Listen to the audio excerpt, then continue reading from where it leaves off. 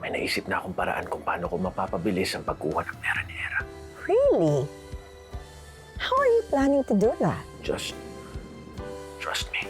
I know what I'm doing. Napagpasyahan ko na mas mainam na makakuha ka muna ng ejection order galing sa korte para mabigyan ka ng karapatan para paalisin ang kapatid mo. Hanggat wala yon, hindi mo na kami makikialam. Ito tatandaan mo, Mia, kapag ipinagpatuloy mo ang pagkontra sa pagbenta ng lupa, baka kalimutan ko magkapatid tayo. Kuya Ramon, kang maging sunod-sunuran sa kanya.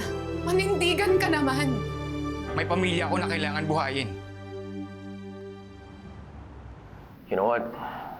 Forget about it, babe. Forget I even said anything.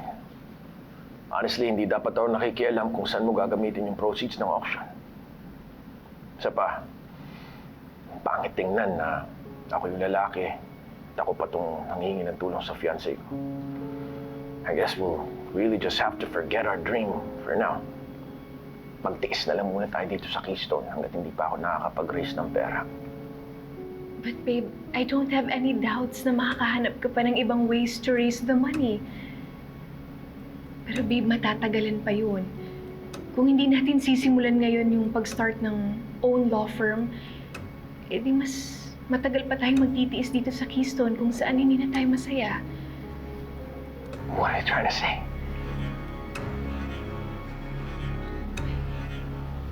Babe, magiging mag-asawa na tayo. Kaya responsibility ko na suportahan ang pangarap mo. Pangarap natin. In whatever way that I can. Kaya papayag na ako sa suggestion mo. Let's use the proceeds ng auction to start our law firm. Really? Yeah. Thank you, babe. Of course.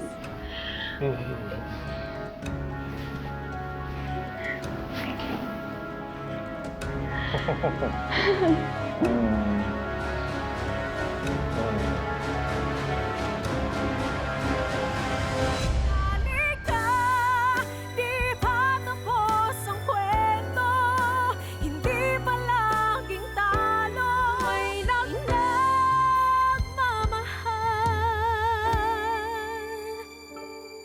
sa'yo.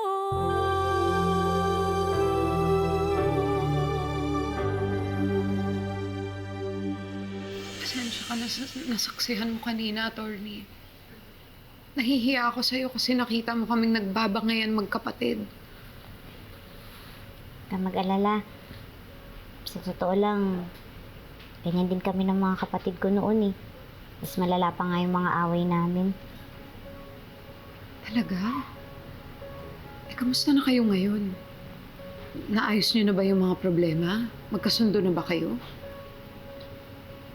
Okay na kami ni Trixie. Pero kami ni Era, parang malabo eh.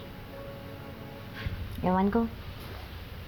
Kahit anong effort ko, parang sarado na siya sa akin eh. Pareho pala tayo ng problema, attorney. Mukhang hindi ko na madadaan sa pakikipag-usap si Kuya Tomas. Kaya kahit mabigat sa loob ko, wala na akong choice. Magdedemanda na ako. Dadalhin ko na to sa korte. Sigurado ka na ba dyan, Mia? Kasi yun lang yung naiisip kong paraan para maprotektahan yung lupa ni nanay. Alam mo, nung buhay pa si nanay, lagi niyang kinukwento sa amin kung gaano kalaking parte ng buhay namin at ng pamilya namin ang lupang to. Nagkaroon kami ng maginhawang buhay dahil sa lupa at bukid namin. Kaya sobra na lang ang pagpapahalaga ni nanay dito. Magsasampa ako ng kaso. Hindi lang para ipaglaban yung karapatan ko sa hatian ng lupa, pero para mapigilan ko si Kuya Tomas na huwag niyang ibenta ang lupa na to. Gusto kong ipagpatuloy ang pagpapahalaga ni nanay dito sa lupang to. Kaya gagawin ko ang lahat para lang maprotektahan to sa plano ni Kuya Tomas.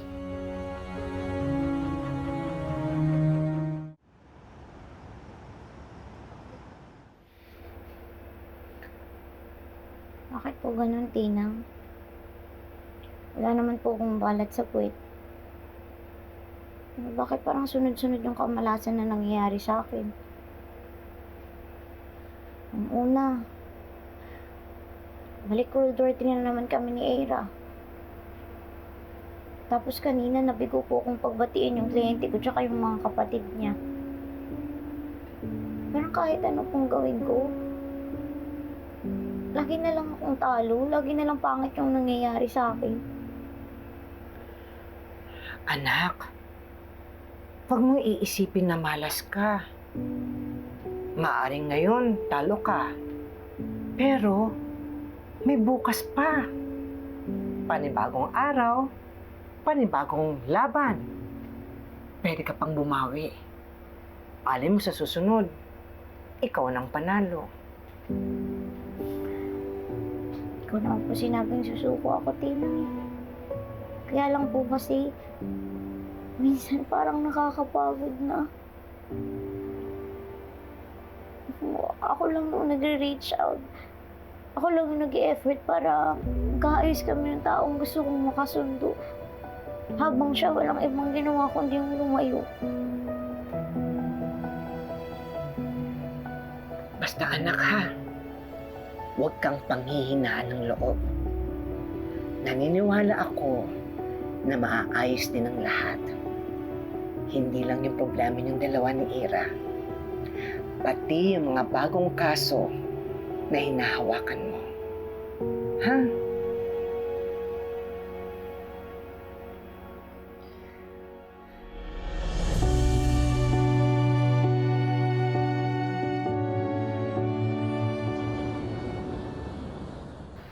Sinubukan na po namin ayusin sa barangay level yung hindi pagkakaunawa ng magkakapatid sa hatian sa lupa. Pero hindi pa rin po pumayag yung kuya ni Mia eh. Kaya nag-decide na po siya na mag-file ng cancellation of title with judicial partition case sa korte. Anong tingin mo sa kasong ito? What do you think sa laban ng kliyente mo rito? Tingin ko naman po, attorney, may laban po si Mia. Bilang compulsory heirs, may karapatan din po si Mia at ang Kuya Ramon niya sa mga ari-arian na iniwan ng nanay nila. Lalo pat wala namang valid reason for this inheritance. At wala rin pong katibayan na magpapakita kung paano bigla na lang nailipat sa pangalan ni Tomas yung titulo ng lupa.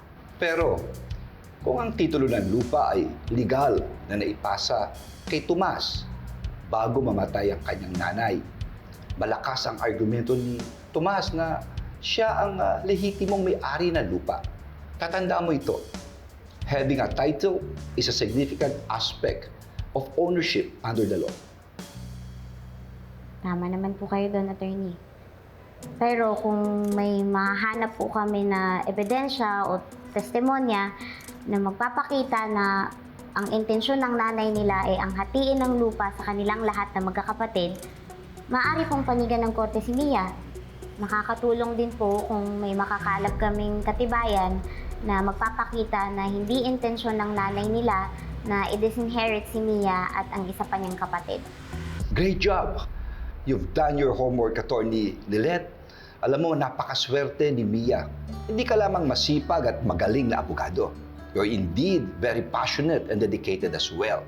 Kaya nga, alam mo, napakaswerte ng Pao. You're an asset to the office. Maraming salamat po, Atty. Avalos.